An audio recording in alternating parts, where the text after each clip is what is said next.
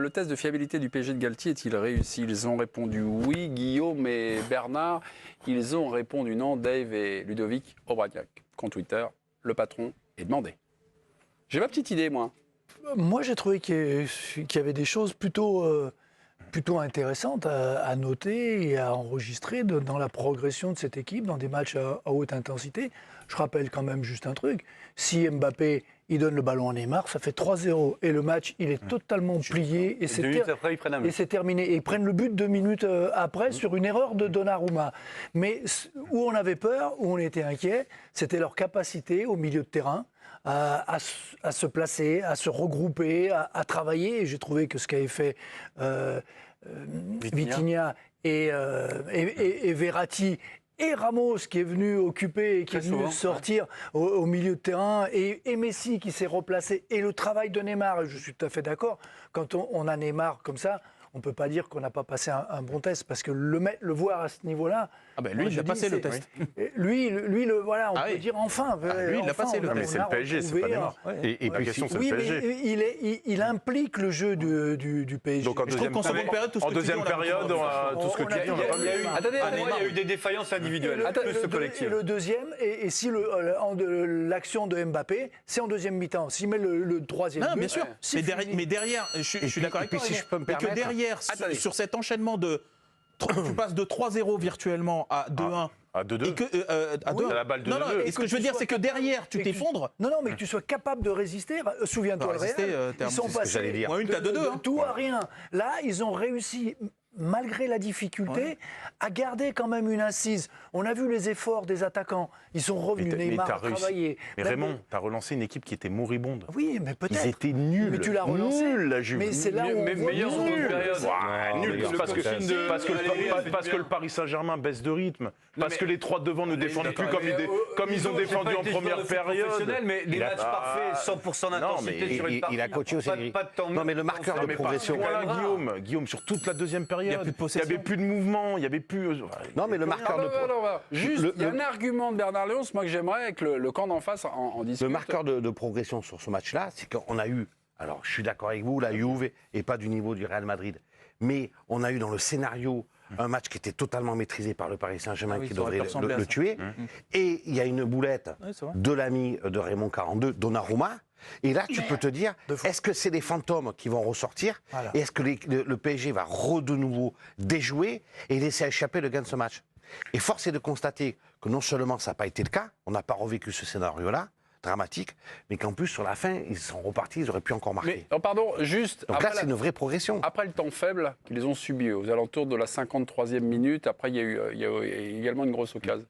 Vous trouvez qu'il y a eu tout de suite une idée commune, rapidement une idée commune, ou est-ce que vous avez vu parfois des petits péchés de gourmandise individuels sur notamment des balles de but? On en voit un péché, un gros. 51e minute, Mbappé fait pas la passe. Mbappé, après, moi je pense qu'il y a eu de grosses défaillances individuelles sur cette seconde période. Je ne comprends pas d'ailleurs pourquoi Mendes n'est pas sorti. Mendes, défensivement, je suis désolé de le dire, mais c'est une catastrophe. De nombreux centres dangereux. Alors ensuite, effectivement, les défenseurs n'ont pas été au duel, mais ça vient de son côté. Il est toujours trop loin de son vis-à-vis. Et quand tu disais, Bernard, on a vu ce soir ce que le PSG devait faire et ce que le PSG ne devait pas faire. Donnarumma doit aussi s'appuyer sur ce match-là pour savoir ce qu'il doit faire. C'est-à-dire continuer à rester sur sa ligne, être énorme sur sa ligne et ne plus jamais sortir. Parce qu'il a un mal fou à gérer. Le problème, c'est que à gérer l'espace. Le problème, c'est que tu as été bouffé dans tous les duels de la tête. Tes trois défenseurs centraux étaient bouffés. Tout le reste du problème individuel. Ramos et Marquinhos sont morflés dans les airs. Équipe MB sur le but, c'est équipe MB.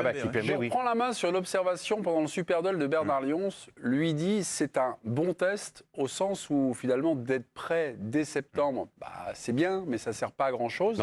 Et en plus, ce sera une excellente évidemment feuille de route pour Christophe Galtier pour dire vous faites des choses bien, mais c'est pas encore suffisant. Que ce soit. Et je vous ai pas vu discours sur l'argument de Bernard. Si, c'est-à-dire que j'ai repris moi d'ailleurs. C'est-à-dire que on est d'accord. Non, mais que ce soit une bonne base de travail, c'est une chose. Mais quand vous parlez de test de fiabilité, si on parlait de bagnole, test de fiabilité, c'est tu fais un crash test et tu vois si ça a été solide. Et là, je suis désolé, la solidité, elle a quand même sérieusement posé question en seconde période. Vous retenez pas la réaction derrière. Vous retenez pas finalement que le Paris Saint-Germain était peut-être. Mais moi, peut-être on a revu peut-être quelques fantômes et finalement. Alors, moi, je pense que les fantômes, je suis d'accord avec Bernard, dans le scénario, ça peut ressembler au Real Madrid. Sauf qu'en fait, les fantômes, ils ressortiraient éventuellement s'il y a l'idée du match coup près. Là, il y a un premier match de poule. En février. Voilà, exactement. Moi, je pense que c'est là qu'on verra si les fantômes, ils sont définitivement chassés ou pas. Ça, c'est le premier point. En plus, l'idée du test de fiabilité, elle n'est pas par rapport à l'avenir. C'est par rapport au début de saison et ce qu'on a vu. C'était ça ce qu'on se demandait. C'était pas par rapport à février déjà. C'est par rapport à tout ce qu'on a vu depuis le début de saison. Est-ce qu'on est dans la continuité et est-ce qu'on va voir ce qu'on a on a vu en Ligue 1 mais en vous Ligue des Champions. Ludo, t'imagines le test. Si après le raté l'oubli de Mbappé à la 51e, la réduction du score à la 53e, le jeu du PSG se délite et sur la fin il y a 2-2. Ils ont tous la tête dans le seau. Bah oui. Là, on est en train de discuter d'une équipe du Paris Saint-Germain. Tu l'as frôlé le 2-2. Non, oui, mais tu l'as frôlé. Tu avais le 2-2, le 3. Tu l'as frôlé. Et donc, à ce moment-là, ça s'est joué à pas grand-chose. Mais moi, je n'ai pas vu une équipe du Paris Saint-Germain. Alors, OK, il y a quelques joueurs qui ont été moins bien sur la fin. Mais je n'ai pas vu une équipe du PSG qui s'est pas effondrée. Bonne nouvelle, mes petits. Il est revenu. On a retrouvé Bertrand Latour. Bertrand, on était vraiment sur le débrief de cette rencontre. Sur ce test du PSG de Galtier, est-ce que pour vous, il est réussi? Il y a eu un super duel. C'est toujours la bouteille à moitié vide ou à moitié pleine. Pour vous, vous dites oui ou vous dites non à cette question? À moitié pleine, la bouteille. Non, je trouve que la victoire, elle est méritée, bien évidemment, mais le test de fiabilité, pour moi, il n'est pas complètement réussi.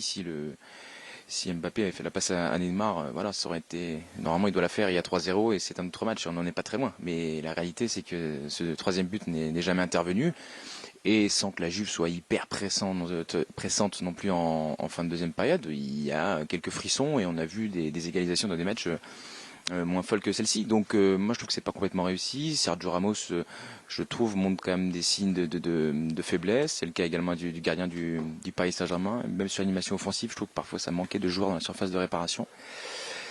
Non, je trouve qu'il y a 2-3 trucs à redire encore contre une équipe qui n'est pas encore parmi les 8 premières en Europe a priori.